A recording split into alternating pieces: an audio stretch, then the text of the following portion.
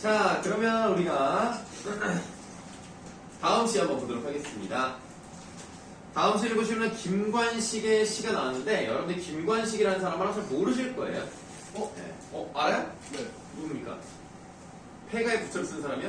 네? 누군데요? 옛날 사람 아니에요? 많이 조선. 현대시를 썼는데 조선시대 사람이라고. 김구식. 김구식은 고려 사람 아니에요? 아니 김사시.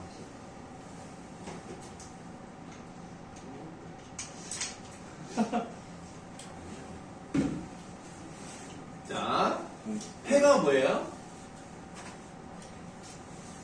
그가 안 쓰는 집. 네, 그렇죠. 이제 빈 집, 망한 집. 길을 가다 보니 외딴 집 한 채가 비어 있었다. 무슨 이 집에 연척이라도 되는 양. 연척에 뜻은 나와 있습니다. 쉽게 말하면 친척 정도로 해석을 하시면 되고요. 친척이라도 되는 것처럼 앞뒤를 한 바퀴 휘둘러 보다. 구렁난이나 이제 푹 패여 있는 지붕에는 풀 버섯이 같이 자라요. 원래 지붕에 이렇게 버섯이 자랄 정도로 있으면 안 됩니다. 그럼 지붕 관리를 못했다는 거거든요. 그러니까 한마디로 지금 이 집은 버려졌다라는 걸 보여주는 거고요. 썩은 새, 그러니까 썩은 새의 뜻도 나와 있습니다. 오래되어 썩은 이형인데요. 우리가 이 초가집은 지푸라기로 지붕을 만들기 때문에 관리를 제대로 하지 못하면 썩거나 바람에 날아가서 비거나 이렇게 버섯이 자라거나 이런단 말이에요. 그러니까 이런 것들을 관리를 잘해야 되는데 그런 이형을 제대로 관리를 못 해줬기 때문에 썩어버렸어요. 추녀 끝에는 박쥐도 와서 달릴 듯하다. 먼지 낀 툇마루엔 진흙 자국만 인 찍혔는데 도장 인자죠. 떨어진 문자, 찢어진 벽지 틈에서 오늘 찢어진 게 2번 나왔어요. 네, 뭐라고요?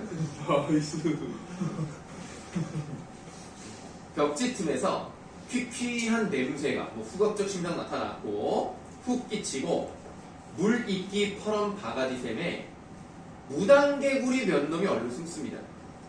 그러니까 사람은 없고 이 무당개구리만 그 바가지 샘에 있는 거예요. 근데 그 이제 우물 같은 건데 그런 곳에 이끼가 퍼렇게 끼어 있다는 얘기는 아무도 쓰지 않는다라는 거죠. 자, 우리가 지금 나문단의 왼쪽, 그러니까 이제 90쪽을 이제 봤습니다. 여기는 뭐 대단한 내용은 없고요. 어떤 감정이 나타나는 것도 아니고요. 있는 그들의 모습을 보여주고 있다는 거죠.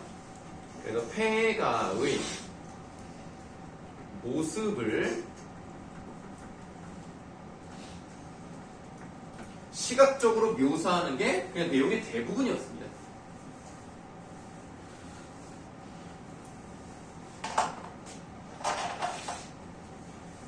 여기까지는 눈에 보이는 것을 객관적으로 그려낸 게 중점이었다면 이제 오른쪽 91쪽을 보시면 이 사람의 정서 또 이 사람의 추측 이렇게 나오는데요. 왜 이렇게 집이 비었을까 하고 생각을 해본 거예요. 이걸 가지고 마른 강변에 댄소 랩디드.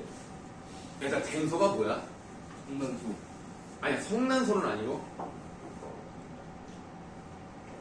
길러진 소. 아니고 그냥 있는 그대로 해석하시면 돼요. 댄소. 네인소? 네인소가 뭐야? 구워진 소? 아니 구웠다는 표현보다는 아니 그거는 불에 데인 소. 예, 불에 데인 소가 뜨거우니까 날뛸 거 아닙니까? 그래서 불에 데인 소가 날뛰듯 암만 바시돼도 이게 자꾸 어려운 말이 나오는데 바시된다는 얘기는 쉬지 않고 움직인다. 이렇게 아무리 쉬지 않고 움직여도 필경 결국에는 먹고 살 도리가 없어요. 지금도 누구에 대한 얘기입니까? 누가 이랬다는 거야? 누가 이렇게 미친듯이 돌아다니고 열심히 해도 살아갈 도리가 없었다. 누가? 그렇지. 그러니까 여기의 주체는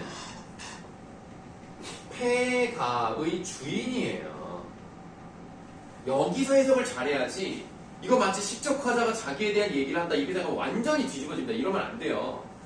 주체는 원래 이 집에 살았던 주인을 말합니다. 얘들아, 너네 황소가 뭔지 알아? 황희찬. 아니 진짜 황소가 뭔지 아냐고. 붉은 소. 붉은 소, 노란 소, 누런 소, 날뛰는 소, 황소는 무슨 다 자란 수컷 소를 말하는 거예요. 그래서 황소가 우리가 알고 있는 그 색깔 때문에 황소가 아니야. 그냥 숫소가 크면 완전 성체가 돼서 어른이 되면 그걸 황소라고 하는 거래요. 그럼 나도 얼마 전에 알았어. 황희찬은 그냥 다 큰 소인 건데요. 네, 그렇죠. 황희찬은 그냥 다 큰 소죠. 에이, 뭐요? 구워 먹어야겠다고요? 별거 없다고요. 별거 없다고요? 네, 뭐 어쨌든 근데 황희찬은 진짜 생긴 것부터가 진짜 황소처럼 생겼어. 힘 아까 맞아. 근데 생겼어. 근데 잘 못. 수수는 안 먹어요? 뭐 굳이 숫소를 글쎄요 뭐 안 먹고 먹는지 모르겠는데 보통 암소가 더 부드럽기 때문에 암소를 더 좋아합니다. 왜냐면 그 남자들은 근육을 이제 발달시키기 때문에 고기가 질겨요 수컷은. 그래서 그거를 방지하기 위해서 거세를 하는 것도 있어요. 예, 거기를 이제 잘라가지고 예, 그 남성 호르몬이 나오지 않게 해서 고기를 좀 부드럽게 만드는 방법도 있다고 하더라고요. 좀 그렇고 뭐 어쨌든 걔도 우생이 사라지는 거잖아. 예, 자신의 어떤 주변 즐거움과 그런 게 사라지니까 좀 암소랑 좀 다르죠. 예. 뭐 어쨌든 간에 황소는 그런 거고요. 그 다음 말이 어려운 게 나오는데 별똥지기 천수답과 고라실 턴논이며 논배비 밭다랑이 다 버려둔 채 우리가 천수답이 뭔지도 모르겠고 골아실이 뭔지도 모르겠고 논배비는 뭐 알 수도 있지만 이거 모르는 경우가 더 많을 거예요. 밭다랑이 이거 다 모릅니다. 그러나 중요한 건 뭐예요? 제일 중요한 단어는 뭐예요? 버려둔 채가 이게 제일 중요한 거예요. 그러면 우리가 다른 건 몰라도 논이란 말이 보이죠? 밭이란 말이 보이죠? 그럼 논밭을 버리고 갔나 보다. 원래 농사를 짓는 사람이었는데 농사 짓는 것만으로는 살 수가 없으니까 결국에는 여기를 떠났나 보다. 이런 생각만 하시면 이미 해결된 겁니다. 그러나 여러분들이 이제 좀 알려드리면 천수답이라는 거, 별똥지기 천수답이라는 건 뭐냐면 비가 와야지만 농사를 지을 수 있을 정도로 메마른 논을 말해요. 비가 와야지만 농사를 지을 수 있을 정도로 메마른 논. 여러분들이 한자를 좀 아신다면 천수의 말에 이게 뭔지는 알죠? 네. 무슨 천, 하늘, 무슨 수, 그럼 답은 뭐예요? 비, 논답자입니다. 그걸 딱 보시면 여러분들 밭에는 물이 없거든요. 근데 물이 있는 밭이잖아요. 그게 논이에요. 논답자입니다. 근데 고라시라는 것은 골짜기라는 뜻이에요. 골짜기에 있는 턴논, 골짜기에 딸려있는 논. 논뱀이라는 것은 논을 나눠놓은 구역 정도로 보시면 되겠고요. 밭다라기는 계단식 밭을 말합니다. 그래서 결국에는 다 논과 밭을 이야기하는 것이다. 이렇게 보시면 되겠고요. 그럼 이 사람은 농사를 짓는 사람이었으니까 여기가 이제 농촌 쪽이랑 관련돼 있겠구나 라고 생각하시면 되겠고, 농촌에서 먹고 살기가 어렵겠구나 라는 것도 짐작을 해볼 수 있어요. 그래서 지게품을 팔고 맞벌이를 하더라도 도해질해야 한다. 도해지가 뭐냐? 요 정도 나와야 되는데요. 아니 다시 돌아. 그냥 도시라고 보시면 됩니다. 뭐 다시 돌아봐요? 다시 돌아와 주라. 다음. 그러니까 도시여야 된다. 그러니까 농촌을 버리고 도시로 가야 된다. 가서 막노동을 할지언정 가야 된다. 그런 마음을 먹고 오쟁이 뜻은 나와 있으니까 보세요. 오쟁이를 톡톡 털어 이른 아침 지었을 것이고, 게다가 차 안에서 뭐 기차를 타고 가든 버스를 타고 가든 어쨌든 차를 타고 가야 될 거 아닙니까? 도시로 차 안에서 먹을 보리개떡도 쪘을 거예요. 자, 보리개떡 세모해 보도록 하겠습니다. 보리개떡을 쪄서 가는 이유는 뭐예요? 도시로 가기 위해서죠. 도시로 왜 갑니까? 너무나 가난해서 먹을 살기 힘드니까. 그래서 보리개떡은 뭘 의미한다? 지독한 가난을 상징하고요. 삐빵빵. 네? 삐빵빵. 네, 좋아요. 또는 고향을 떠나는 슬픔을 상징합니다.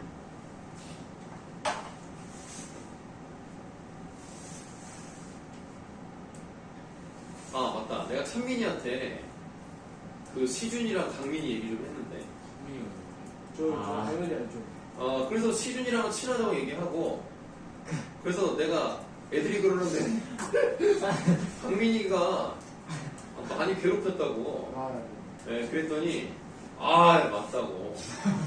근데 누구야? 막 그냥, 초등학교 4학년 때까지인가 5학년까지 있으면 되게 친했어요. 진절머리가 나가지고 얘기를 안 했으면 좋겠다고. 아 진짜 모르겠어요. 네? 진짜 모르겠어요. 그냥 웃었어요. 저 알죠. 근데 저기 있어가지고 모르겠어요. 어쨌든, 그냥 웃었어요. 크크크 했어요. 저는 무조건 압니다. 네, 그래서 노강민이 너를 많이 괴롭혔었는데? 라고 하니까 그냥 크크크 하고 더 이상 얘기를 하기 쉽지 않다는 어디 거지. 학교인데요? 네? 어디 학교? 국제고등학교야. 야, 여기 앉거든요? 상원이 어디? 국제고에 말입니다. 이거 뭐 내 자랑 한번 해? 국제고 1등은 5명 나오거든요? 우리 학원에서 2명이 나왔습니다. 나 깜짝 놀랐네, 진짜. 누구야? 와. 참이. 김찬민하고 김민채라고 아마 잘 모르실 거예요. 오, 알아? 어? 걔도 왔어요? 너 김민채 알아? 네. 김민채. 그래? 그 안경 쓴 여자애야. 걔. 개수중 나오고. 뭐 어디 가는지 난 잘 몰라. 맞아. 아, 잘 뭐죠? 기억이 뭐 어떻게 알아? 이거. 형님 발이 어린데. 이건 몰랐네. 걔는 토요일에, 그러니까, 요 앞 시간에 왔다가 가는 애인데, 뭐, 어쨌든. 그래서, 요 같은 반에서 2명이 나왔어. 여기는 1등은 그냥 일단은, 한 명은 나왔고, 동비. 한 명은 나랑 같고.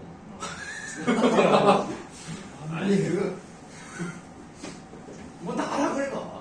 나락은 아니잖아. 솔직히 나락은 아니잖아요. 그죠? 그냥, 상대적.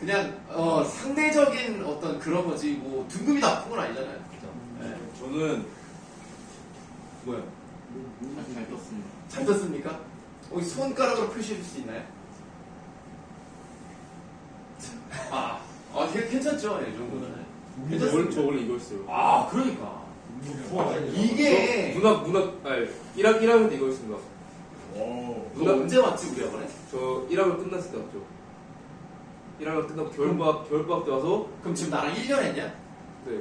1년 했는데, 여기다 가서 1학, 시작해서 문학을 일단 처음에 이렇게 받고 둘째 이렇게 받고 오. 엄마 이렇게 받고 오! 걔는 독수를 이렇게 하면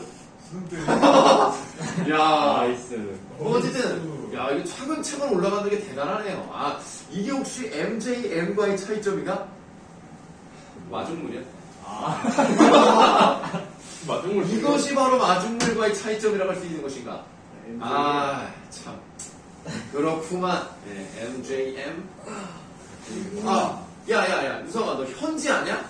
네. 구현지? 네. 또 뭐라고? 넌 다 친하대. 구현이랑 친해요. 구현지랑? 구현지가 네 얘기 한 번도 안 하는데? 되겠네요. 그래도 아마 마중물 얘기가 나와가지고. 마중물 마중물에서 올해가 또 있어. 그랬더니, 혹시 저기 우성이 아니냐고. 어떻게 하냐? 그랬더니, 마중물을 초등학교 때, 초등학교 때 같은 반이었냐? 제가 초1 때부터 마중 다녔는데 어. 구현지가 중학교 때부터 왔을걸요. 어쨌든 뭐 그래서 안 한다고 그러더라고. 그렇구만. 신기하다. 마중물 출신이 좀더올 겁니다. 더 온다고? 김태균이라고 어떻게 봐? 올 수도 있고 안 올 수도 있고. 그게 뭐야? 그게 올 수도 있고 안 올 수도 있는 거는 뭐 안 오는 거 아니에요 그냥? 어쨌든 그렇습니다.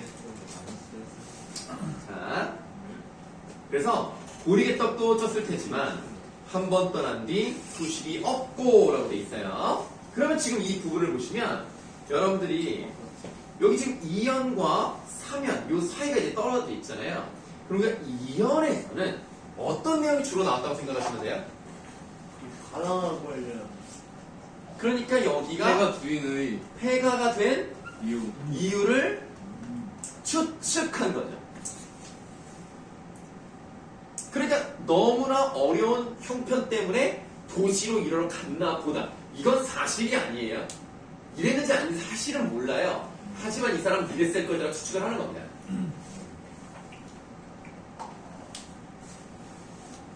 자, 장독대 옆에 씨 떨어져 자라난 맨드라미 봉숭아 꽃도 피었네. 돌각담 한 모퉁이에 대추나무에 참새 한 마리 포르르 날아들어. 일단 참새 네모 알고 있습니다. 참새 한 마리 포르르 날아들어 심심파적으로. 심심파적이 뭔 뜻인지 알아?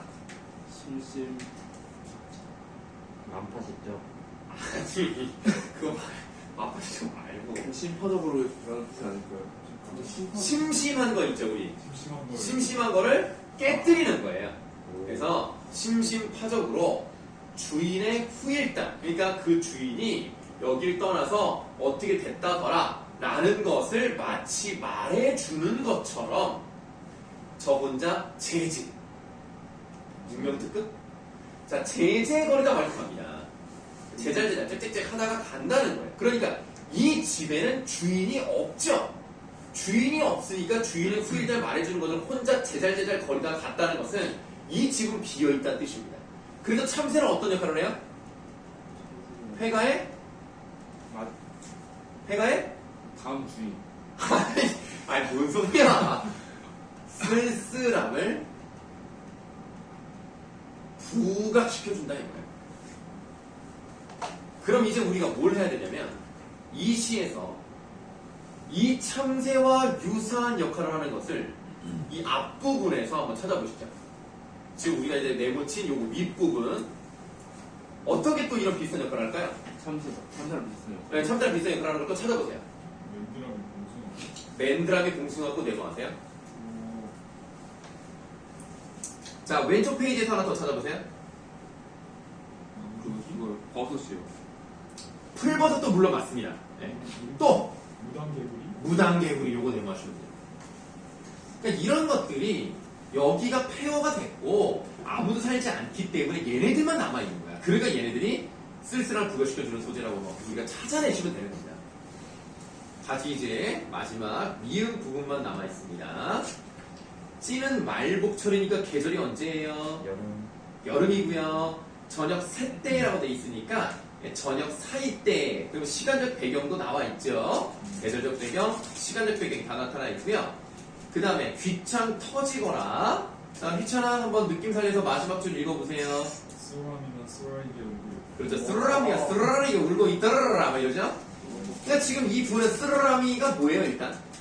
네모죠. 매미 같은 거거든요. 쓰르라미 동그라미 나세요. 자, 그리고 선생님이 여기다 뭐라고 쓸 것 같습니까? 스르륵 스르륵. 쓰르름 쓰르름을 여기다 왜 쓰르름? 자, 감정이. 감정이입을 쓰셔야 되겠죠. 그렇죠. 감정이입니다. 역시. 그러니까 사실은 이제 매미가 쓰라리가 울고 있다는 것은 시적화된 판단이죠. 자, 이렇게 해서 우리가 폐가의 부처까지 한번 시를 봤습니다. 왜요? 끊긴 거 아니죠, 그러면? 아니 왜 불안하게? 아니야. 끊긴 거 아니야. 배터리가 좀 부족하대. 안 끊겼어요. 아유 뭐 그러면 끊겨봤자 뭐 성원이만 손이지 뭐 어떡해. 어쩔 수 없잖아 이제. 찍는 거 맞아요, 그때? 네, 찍는 거 맞습니다. 알죠. 아 왜 그래? 시간 잘 가고 있잖아요. 19분 36초를 지나고 있네요. 자, 이렇게 해서 우리가 시를 오늘 2개를 해봤습니다. 되게 하잖아. 그러면 우리가 일단은 요 2개를 했으니까 문제가 지금 7개가 나와 있는데요. 요게 지금 현대시 5강과 6강을 한 거거든요. 여기다가 써드릴게요. 요 숙제로 해오시는 건데 현대시 5강, 6강 요걸 이따가 나머지 숙제를 더 써드린 다음에 여러분들이 이제 다음 주 방학했죠? 다음 주 금요일에 우리 30일이나 할게요.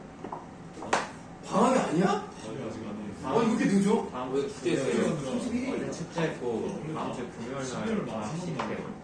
어 되게 느리네. 동민이 춤을 보고 제가 놀랐잖아요. 대충 할 거야. 동민이가 뭐라고요? 동민이 춤을 보고 제가 언제까지 아. 상상될 수 있는데. 그래? 30일. 팔짝팔짝 오. 그래서 뭐 어쨌든 축구에다 똑같은데. 뭐 좀 여유가 있으니까 뭐 숙제를 네. 주중에 보내주시면 돼요. 그러니까 오늘 수당 목요일 밤 10시까지 보내주시면 되는 겁니다.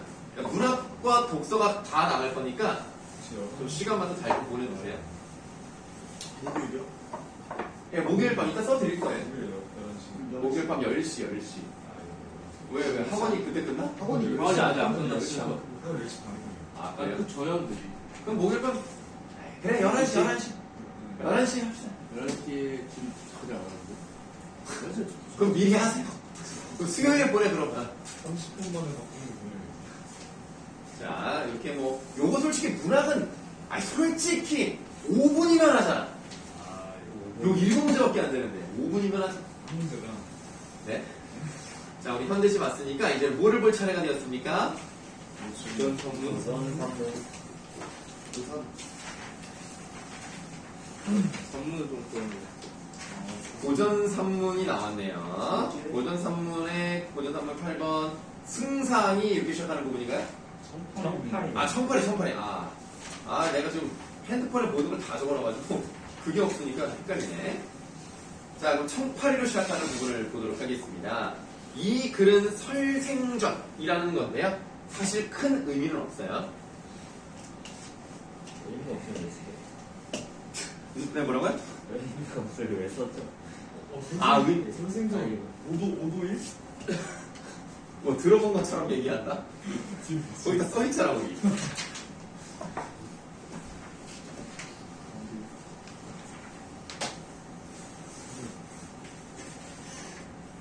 벗으면 좀 추운 거 같고. 입으면 좀 답답하고. 그냥.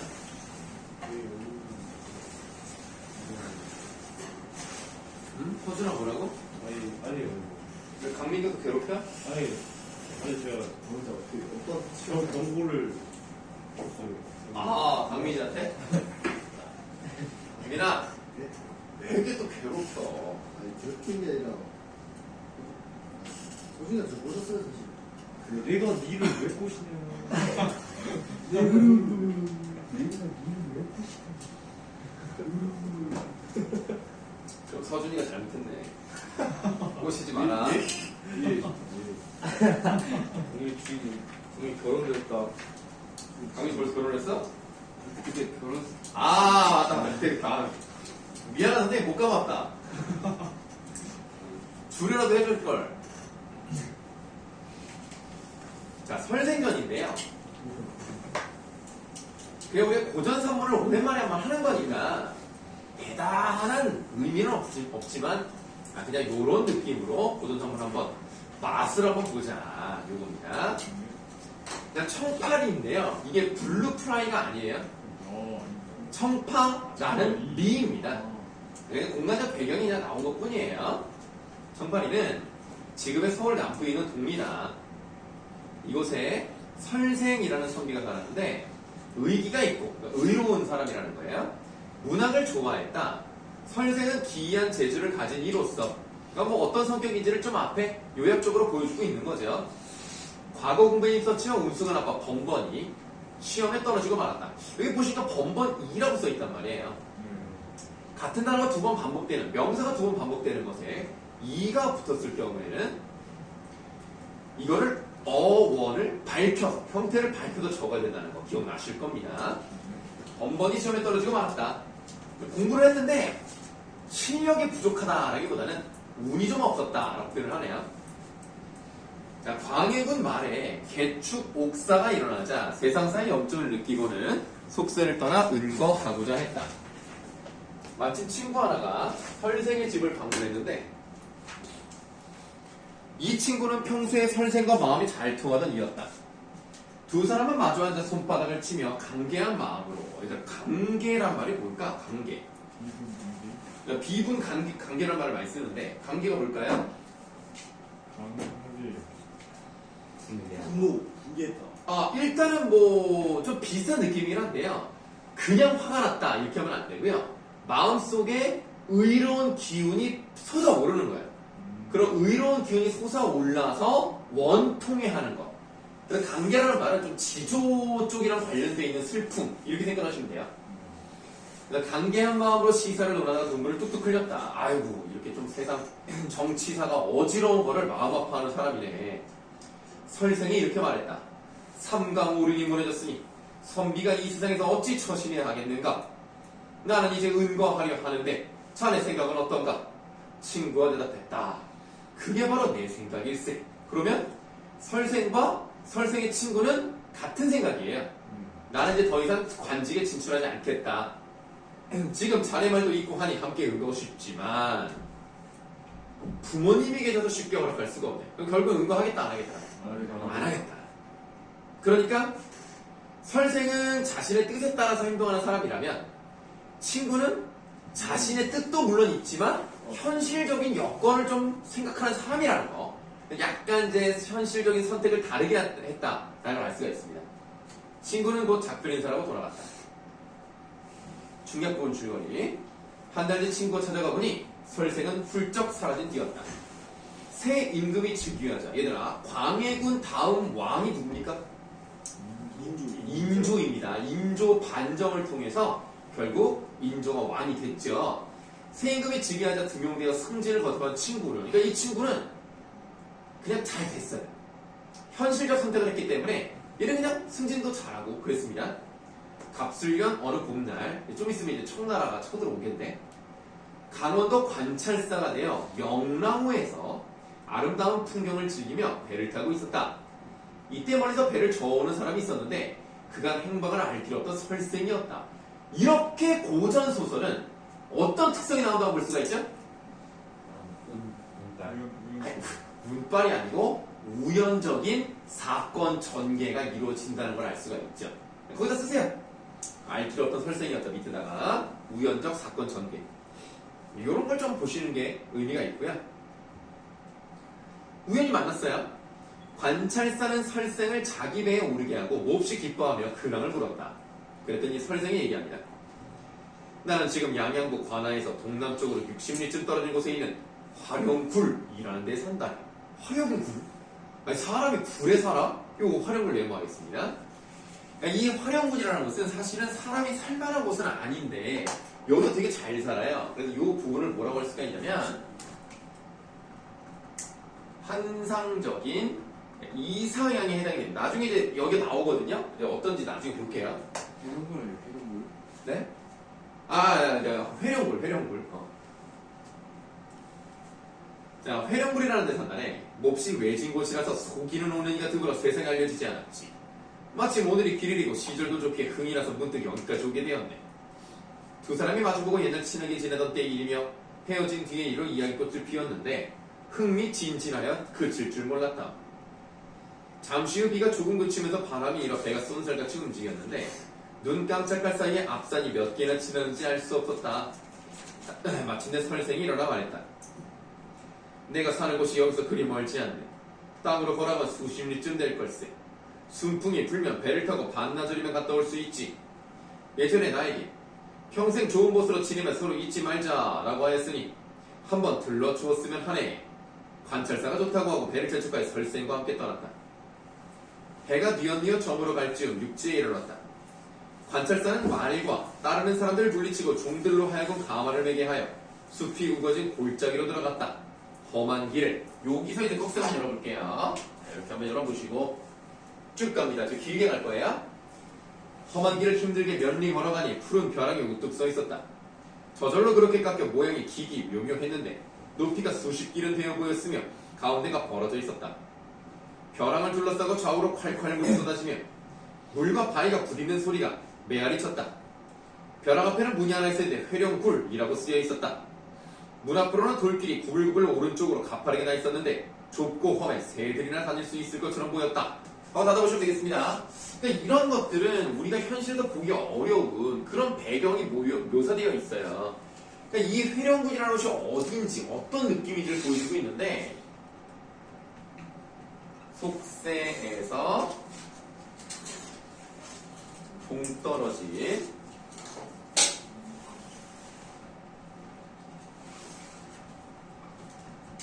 신비로운 공간이구나. 네, 뭐 요 정도 별로 어려운 거 없죠.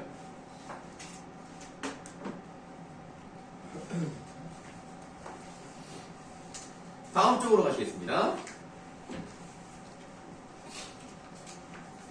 자, 두 사람은 벼랑에 벌어진 곳을 지나 식덩굴을 붙잡거나 등나무에 매달려 앞으로 나아갔으며 어깨를 구부려 회룡굴 안으로 들어갔다.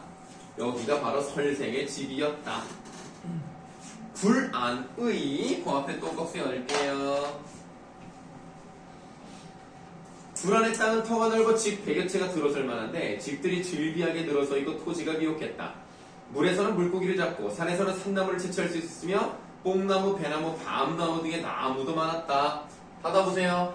집도 많아, 땅도 좋아, 물고기에 산나물에 나무도 많아. 이 부분은 굉장히 풍요롭구나. 풍요로운 이상적 공간이구나.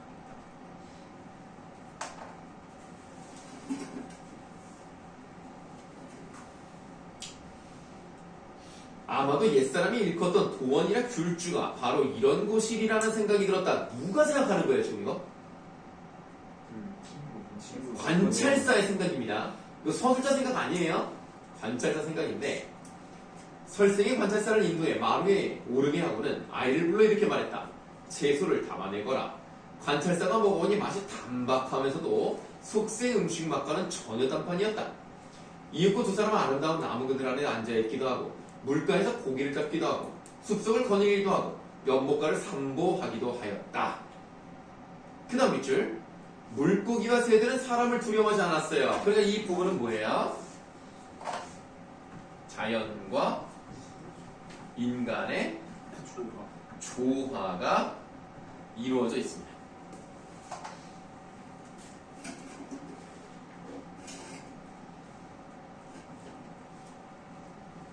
자, 구름과 안개가 마음을 즐겁게 했다. 산봉우리와 수석의 괴이하고 웅장한 모습이 사랑스럽고도 볼만하여 아침 저녁으로 천만 가지 변화무쌍한 모습을 보여주니 셈을 잘하는 사람이라도 그 모습이 몇 가지로 변하는지 헤아릴 수 없을 지경이었다. 관찰사는 기쁜 마음에 돌아갈 것을 잊고 며칠을 그곳에 머물렀다. 관찰사가 마침내 떠날 차비를 하고 작별 인사를 하며 설생에게 농담을 건넸다. 산수가 맑고 기이한 곳에 사는 것이야 은자들이 본래 그렇다지만 자네는 집도 이렇게 부유하니 산속에 살면서 어찌 이렇게까지 될 수 있단 말인가? 여기서 부유하다는 말은 세속적으로 뭐 부귀 영화를 누렸다는 의미는 아닙니다. 자연 속에서 얻을 수 있었던 게 많았다 이런 얘기예요. 그래서 아까 보니까 뭐 땅도 비옥하고 물고기도 많고 나무도 많고 뭐 이런 얘기 있었잖아요. 그런 의미의 부유하다는 겁니다. 뭐 돈이 많다 이런 의미랑 좀 달라요. 설색이 웃으며 말했다. 내가 논일며 오가는 곳은 여기뿐이 아닐세. 세상을 벗어나 살게 된 뒤로는 내키는 대로 산수를 유람하며 다니는 것을 몹시 좋아해서 하루도 안 다닌 적이 없지. 서쪽으로는 속리산의 기이한 경치를 찾고 북쪽으로는 묘향산의 아름다운 풍경을 보았으며 남쪽으로는 가야산에 오르고 지리산을 넘었어. 우리나라 산천 중 기이하고 빼어나다라고 소문난 곳이라면 그 절반은 다 보았을 걸세. 그러나 마음에서 이제 꺽쇠를 열어보세요. 마음에 맞는 곳을 만나면 풀을 베어 집을 짓고 산비탈을 깎아 밭을 만들었지. 그렇게 2년도 살고 3년도 살다가 실증이 나면 또 다른 곳으로 옮겨가 살았어. 받아보시면 이 사람이 어떤 삶을 추구하는 거냐. 특정 장소에 얽매이지 않습니다. 그리고 자유롭게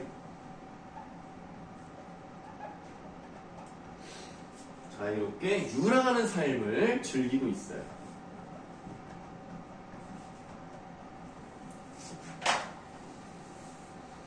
네, 이런 거를 보면 선생님도 아주 비슷한 그런 느낌입니다. 지금 이 사람이 2, 3년 정도 살다가 다른 곳으로 옮겨 살잖아요. 선생님도 결혼하고 나서 그 1년 만에 집을 옮겼어요. 네, 그리고 7개월 만에 또 집을 옮겼고요. 그 다음에 2년 만에 또 집을 옮겼고 3년 만에 또 집을 옮기고 2년 살다가 또 2년 살다가 3년째 살고 있대요. 네? 아유, 특정 장소에 옮기지 않고 자유롭게 유랑하는. 네, 여기도 한번 살아보고 저기도 한번 살아보고 집주인이 나가라고 하기도 하고 나가겠다고 하는 적도 있고 그런 식으로 그냥 전세를 여기저기 살다 보니까 그냥 여기저기 동네를 한번 둘러보는 거예요. 그래서 예를 들면 이 백이동에 살다가 백삼동으로 갔다가 옆 아파트로 갔다가 다시 이쪽 아파트로 갔다가 이런 식으로 지금 잘 살고 있습니다. 그러니까 여기저기 그냥 구경도 많이 하고 층수도 다양해요. 2층도 살았다가 자유롭게 이동한다기 같은 동네. 자유롭게 우리 동네를 여기저기 한 다녀요. 동네에서요? 네? 한 동네 아니고. 그러니까 처음에는 부평동에 살았어요. 부평동에 살다가 그 다음에 갈산동에 살다가 그 다음에 신현동에 살다가 그 다음부터 이제 오류왕길동에서 좀 오래 살았어요. 오류왕길동이라고 저 서구 저 끝에 있는데 거기서 지금 얼마 살았냐? 7년째 살고 있는 것 같은데? 무슨 말이야? 9년. 9년째 살고 있네요. 네. 거기서 이제 우리의 어린이집도 가고, 초등학교도 나오고, 중학교까지. 이렇게 지금 다니고 있다. 그래서, 좋아요, 여러분들. 네. 뭐 집이 없으니까, 이 매여있질 않아요. 가고 싶으면 청수도 내 마음대로. 자리도 내 마음대로. 얼마나 좋습니까? 재산세 안 내고 좋죠? 재산세 1년에 2번 내거든요. 전세는 재산세를 안 냅니다. 얼마나 좋습니까? 부동산 수수료를 많이 내요. 이사할 때마다. 그게 좀 단점인데, 뭐 마음에 안 들면, 내가 새 집을 샀는데, 집에서 갑자기 누수가 있다. 이거 복잡하거든요. 그럴 걱정이 없어요. 집주인한테 알아서, 그냥 말하면 알아서 그냥 다. 보일러 고쳐줍니다. 얼마나 좋습니까? 보일러가 얼만데. 그렇습니다. 여러분들도 뭐 선생님 같은 삶을 원하신다면 그렇게 전세만 찾아다니는 것도 방법입니다. 다음. 자, 이런 까닭에 내가 있었던 거처 중에 산이 기이하고 물이 아름다우며 밭이 넓고 집이 좋기가 여기보다 10배나 더하고도 여러 군데 있다네. 다만 세상 사람들이 모를 뿐이지. 관찰사가 그 말을 듣고 기이하게 여기며 오르도록 탄식했다. 관찰사는 이별을 기념하여 시 한 편을 지어 설생에게 주었다. 그리고 이렇게 말했다. 훗날 서울로 나를 찾아와 주게. 그렇게 약속하고 떠났다. 3년 뒤 설생이 서울에 가 관찰사를 찾았다. 진짜 약속대로 왔어. 관찰사는 마침 2조 판서로 있었는데 설생에게 벼슬을 주고자 했습니다. 자, 벼슬에다가 어떻게 표시하면 될 것 같습니까? 세모 치는 게 문맥상 맞죠. 당연히 설생은 벼슬을 안 받았겠지요. 자, 하지만 설생은 그것을 수치스럽게 여겨 세상으로부터 달아나 다시는 나타나지 않았다. 그 뒤 관찰사가 예전에 갔던 회룡굴이라는 곳에 다시 가봤지만 그곳은 이미 폐허가 되어 있었고 설생이 어딜 가는지 알 길이 없었다. 자, 어떤 식으로 썼나요? 그랬다고 한다. 행방불명이야. 여운을 남기는 결말로 끝을 냅니다. 약간 전설 같은 느낌으로 끝나죠. 소설인데 그랬다고 하더라. 알 수가 없었다. 뭐 이런 식으로 끝난다. 실종. 네, 이거 뭐 재밌는 건 아닌데 그냥 한번 해봤습니다.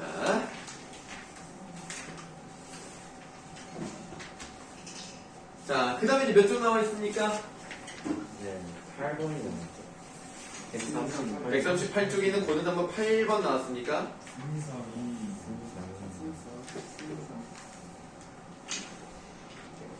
하루 종일 목이 마를 거냐.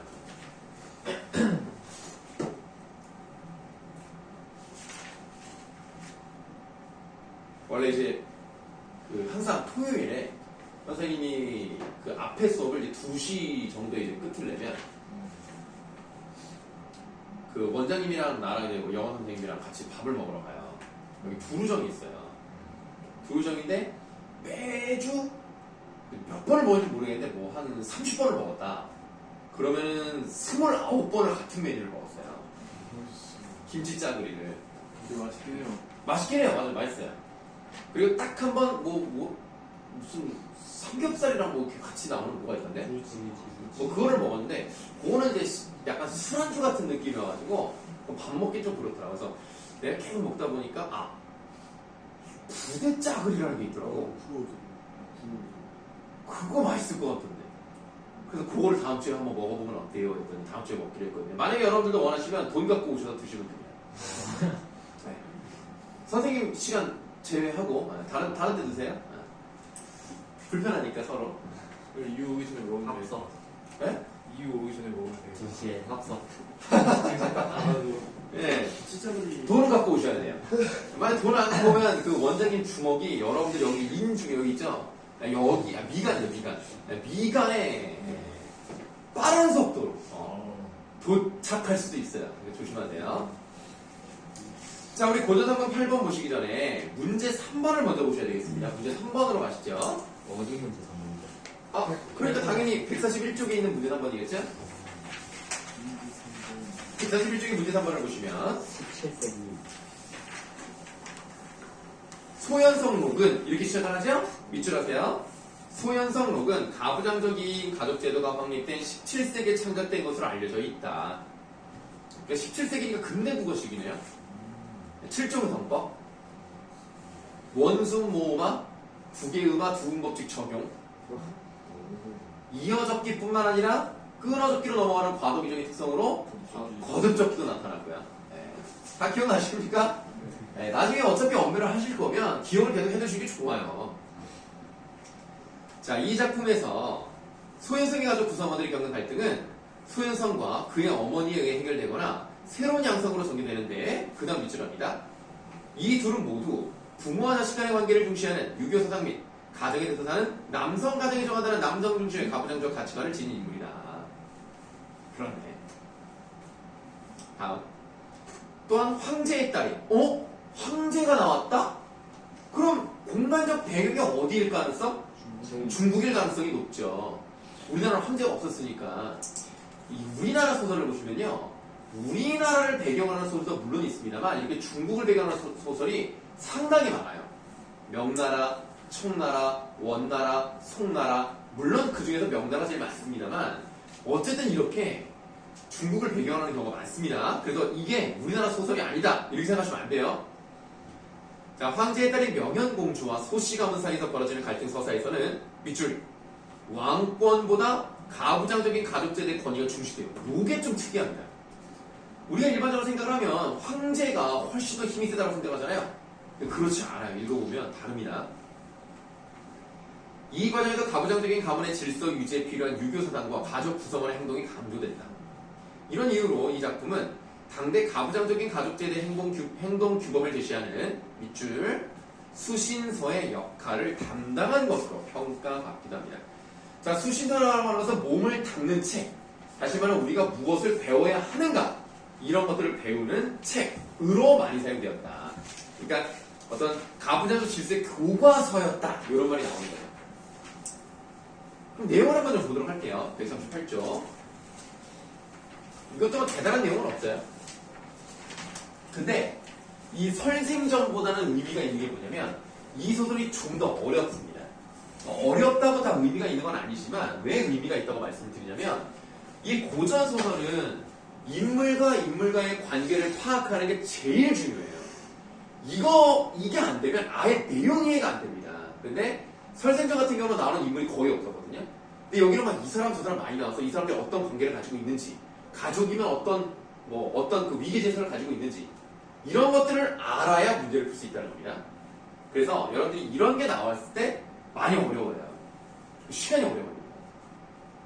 승상이, 자 일단 승상의 동그라미 할게요. 승상이라고 하면 어떤 사람입니까? 그냥 쉽게 그냥 간단히 말해서 어떤 사람이에요? 왕은 아니에요. 왕은. 이거 많이 들어봤을 텐데. 승상은 그래도 여러분들 중학교 때 혹시 박시전 배웠어요? 네. 박시전에도 승상이 나와. 시준이 뭐라고? 아니야, 절이 아니고?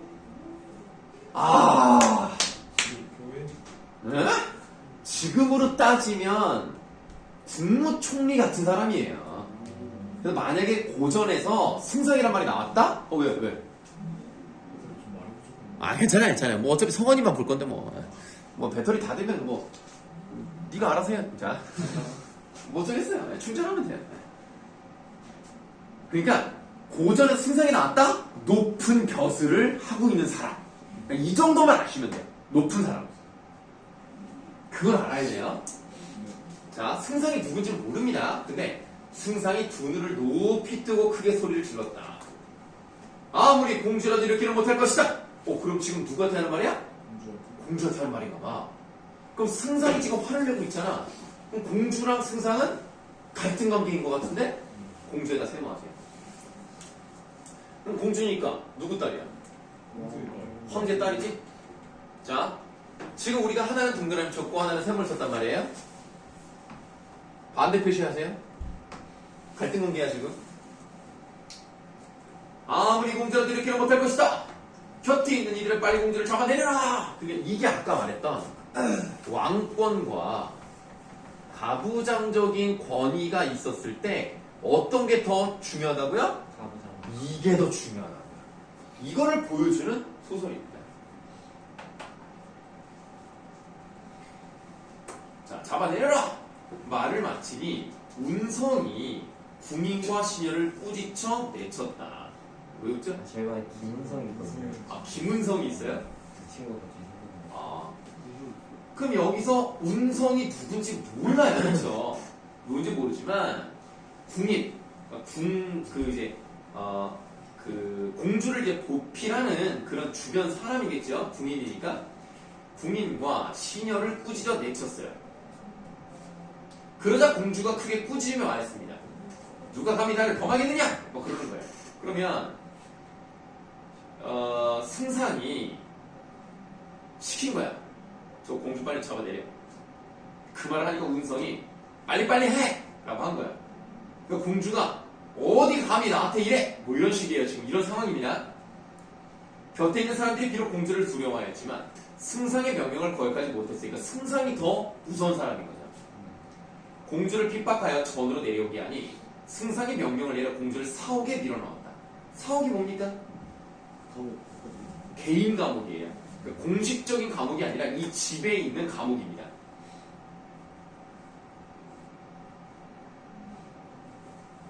자, 그 다음 승상이에서 꺽쇠. 승상이 즉시 붓과 벼루를 내어와 상소를 짓고 곧장 묘당으로 들어가라고 되어 있는데 묘당이 뭐예요? 어렵죠, 이런 말들. 조정입니다. 조정. 조정이니까 이제 그 왕과 신하들이 회의도 하고, 그러니까 정부라고 생각하시면 돼요. 네, 묘당으로 들어가 먼저 형구 상서 반영이를 불렀어요. 형구, 설마 형구 그 형구가 아니라 여기서 형구 상서는 어떤 사람이야? 강민이 뭐라고? 형벌 같은 뭐 그렇죠. 그러니까 지금으로 따지면 법무부 장관 같은 사람이에요. 형구상성 반영이를 불러가지고 시아버지를 모욕한 것과 관련된 내용을 법정에서 알아오라 그랬어요. 그러면 느낌 딱 오지 않습니까? 며느리네. 그렇지. 승상이 시아버지고 공주가 며느리였던 거야. 근데 앞의 내용은 없지만 적어도 공주가 뭔가 잘못했고 시아버지를 욕보였네. 그래서 그런 거랑 관련된 법조를 알아와라. 내가 그걸로 처벌해야 되겠다. 그 다음 예부상서 오문상을 불렀습니다. 예부는 또 뭐 하는데요? 그렇죠. 그러니까 지금의 이런 부서가 우리나라에 없지만 약간 어떤 그 정부의 어떤 예식, 행사 이런 걸 담당하는 쪽이니까 어디냐? 문체부야? 문체부인가? 그나마 제일 가까워서 행정안전부는 아닌가? 여성가족부는 여성가족부는 아닌 것 같은데 그건 아닌 것 같고 어쨌든 뭐 그런 부서예요. 자, 오문상을 불러 며느리가 시아버지를 섬기는 예와 시아버지가 며느리를 대접하는 법을 알아오라고 했습니다. 닫아보세요. 그러니까 이런 것들이 법전에 있는 것도 좀 웃기잖아. 그럼 이 당시가 어땠냐면 가족의 문제까지 나중에 문제까지 법으로 만들 만큼 여기만큼 띄어쓰기 하는 겁니다. 네, 만들 만큼 중시했다는 분위기를 알 수 있죠. 이 당시에 이랬던 거야.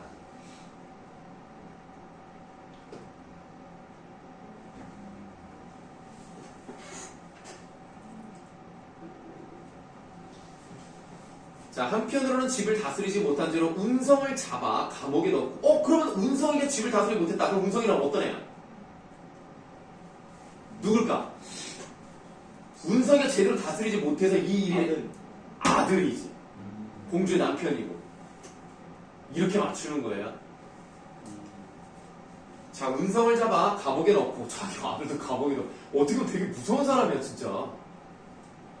다른 한편으로 공주의 행동을 금의부로 적어 보냈습니다. 금의부 약간 이렇게 글자를 다시 한번 조합하면 우리나라로 따지면 뭐예요? 의금부예요. 그러니까 약간 검찰청? 이런 느낌입니다.